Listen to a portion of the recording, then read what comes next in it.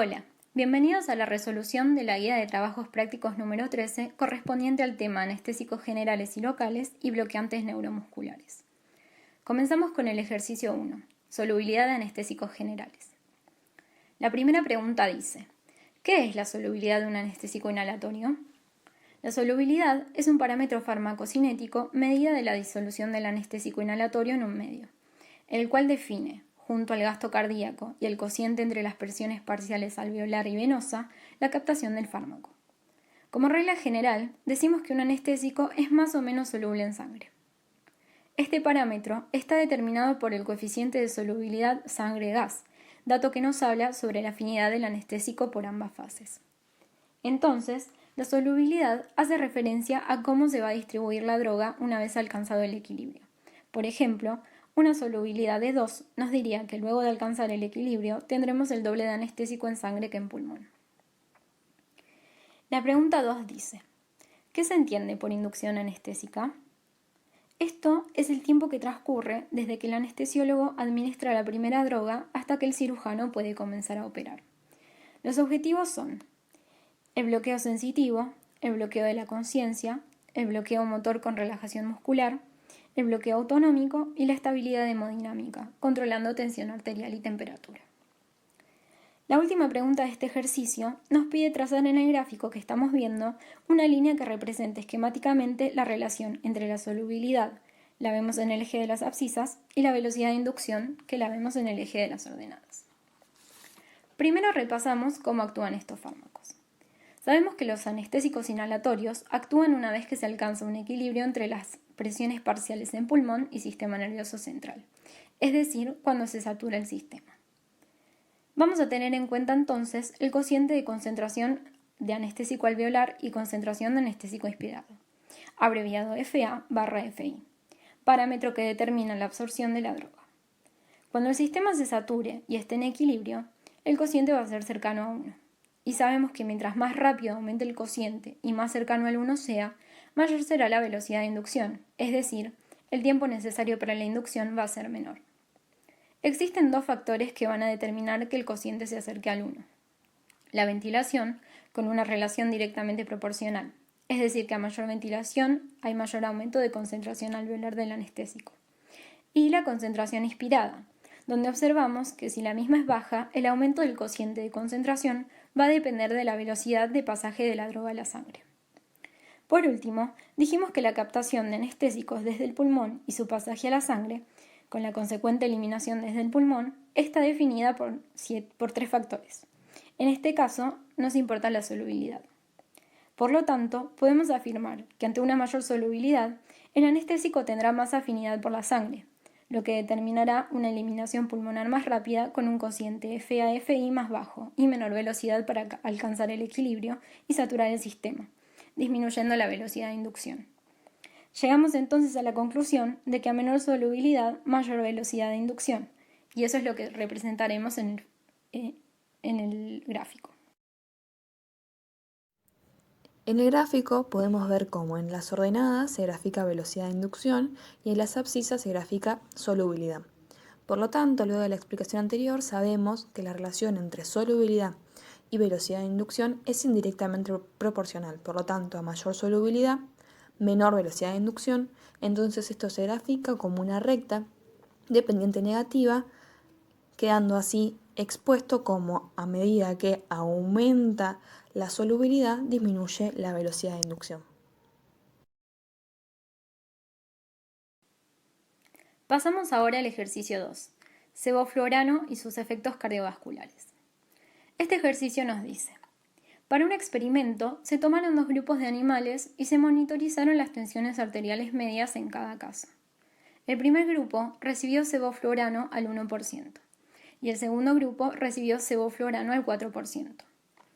Observamos un gráfico donde tenemos en el eje de las abscisas el porcentaje de sevoflurano y en el eje de las ordenadas la tensión arterial media, donde ya está dibujada la barra de tensión arterial media para la concentración al 1%, y la consigna nos pide dibujar la barra correspondiente al 4%, fundamentar la respuesta y discutir los efectos del sevoflurano a nivel del músculo cardíaco. El sevoflurano es un anestésico inhalatorio perteneciente al grupo de los halogenados. El grupo de los halogenados, como característica general, actúa a nivel cardiovascular disminuyendo la contractilidad por alteración de la biodisponibilidad de calcio, disminuyendo las propiedades cardíacas y produciendo vasodilatación. Además, estos fármacos sensibilizan al miocardio a las catecolaminas, lo que puede producir arritmias. El sevoflurano, particularmente, es el que presenta mayor estabilidad cardíaca. Disminuye la tensión arterial de forma concentración dependiente, por medio de la vasodilatación sistémica, y también dependiente del gasto cardíaco. Al no producir taquicardia, puede ser un agente más apto para utilizar en pacientes propensos a la isquemia miocárdica. Por lo tanto, para dibujar la barra del sevoflurano al 4%, vamos a hacerla más abajo que la barra correspondiente al 1%.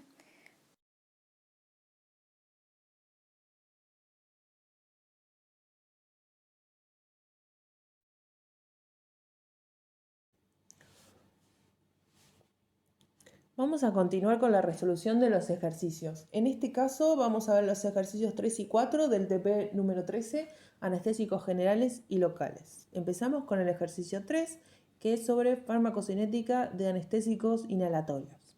Podemos ver dos gráficos. En el gráfico de la izquierda tenemos representado el tiempo necesario para alcanzar el 95% del nivel de la meseta en función de distintas concentraciones de óxido nitroso. Entonces vemos que con una concentración del 50% se alcanzará ese 95% de la meseta en cierta cantidad de tiempo. Lo que nos pide el ejercicio es representar la barra correspondiente a la concentración del 80% de óxido nitroso. Es decir, nos pide que grafiquemos si el tiempo necesario será mayor o será menor para alcanzar ese mismo valor de la meseta.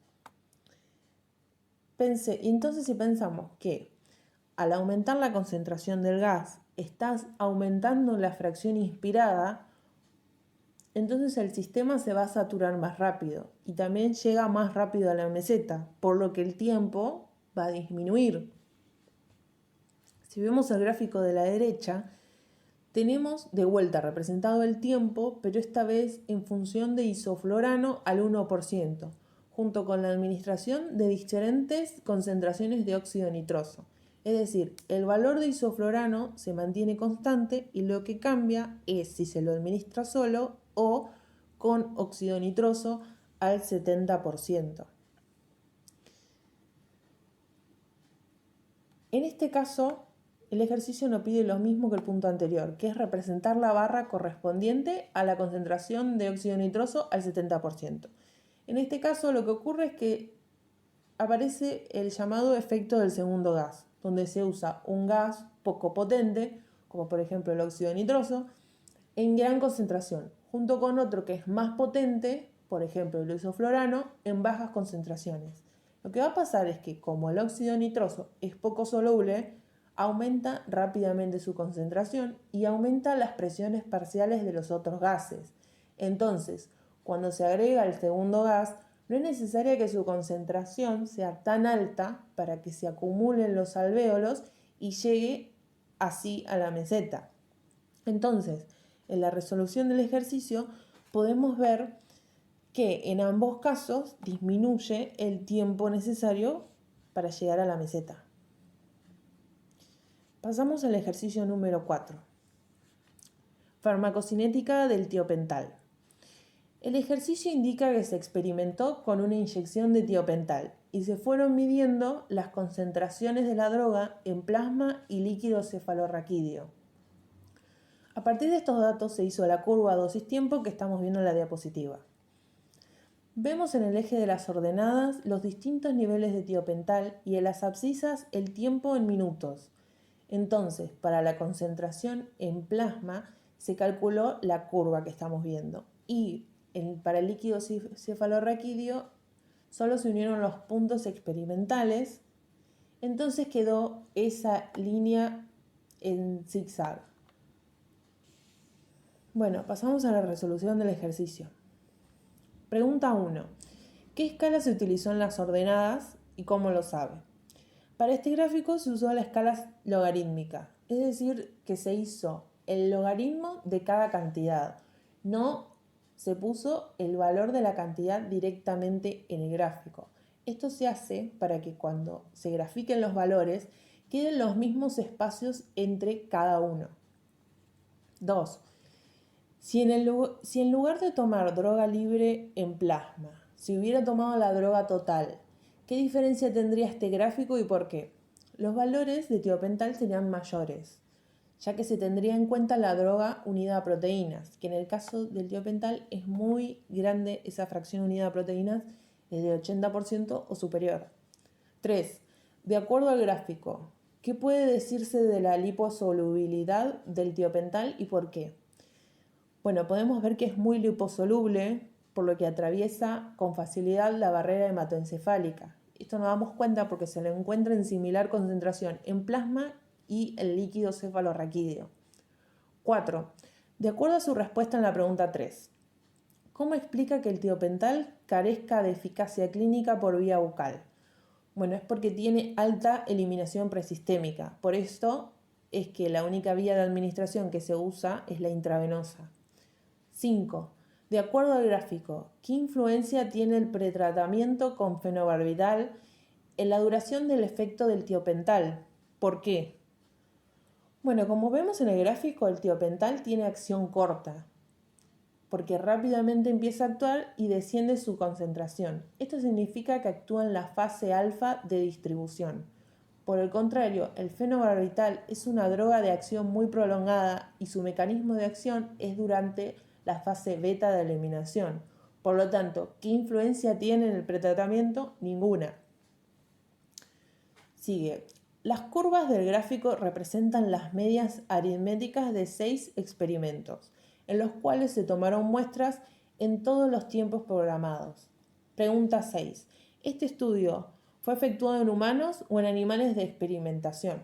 Bueno, seguramente fue en animales de experimentación porque tenían que sacar líquido cefalorraquídeo a cada rato. Hasta acá llegamos resolviendo los primeros 4 ejercicios de la guía de trabajos prácticos. En el video siguiente continuaremos resolviendo los ejercicios faltantes.